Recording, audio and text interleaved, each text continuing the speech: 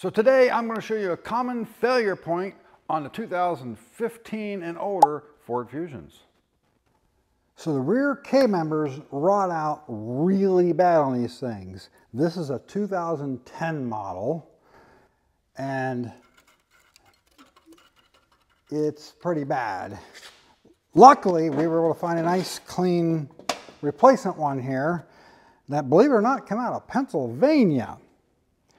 Now, finding replacement ones in the Rust Belt can be a bit difficult.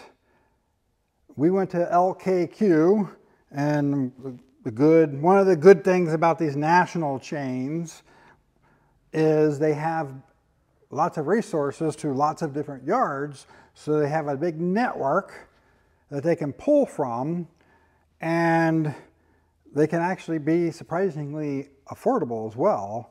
We got this for $110 plus tax, and they got it out of another yard that was within their region.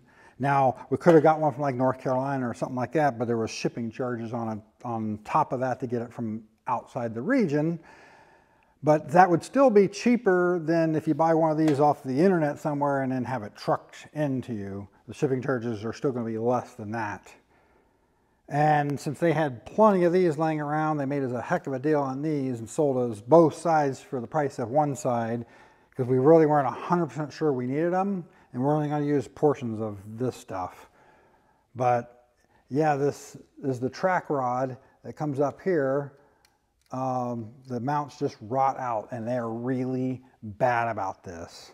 It's a really common problem. And actually, in addition to the track rod mounts rotting off, which this one had come completely disconnected, was rattling around, that's how they knew they had a problem. Let's see, this bar here also can rot out across the top here. Now this one we got here, we believe is from a newer vehicle, like a 2014 maybe. They didn't tell us exactly, but these fit, I think, 2010 to like 2016 or 17, I think. I don't remember exactly. And then the design of the crossmember was slightly different in the 2004 and earlier models.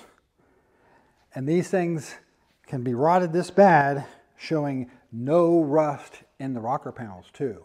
This one does have rust in the rockers, but just because your car looks clean on the outside doesn't mean that the K-member in the back is in good condition. And it's not just these.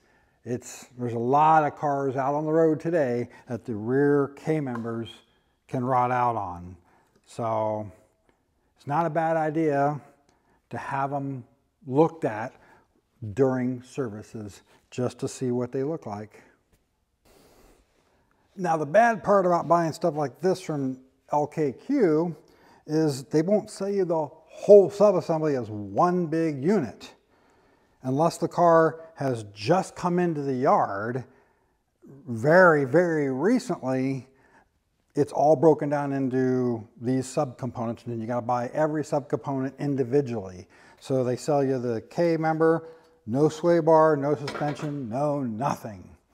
And then if you want the suspension sides, they sell you those, no springs, no shocks, no brakes, nothing. And then all the bolts are gone, and you either have to salvage your old bolts or come up with new ones. So that is the downside to them, and that's one of their policies that even the people at the yard don't like, but that's the policy of the company.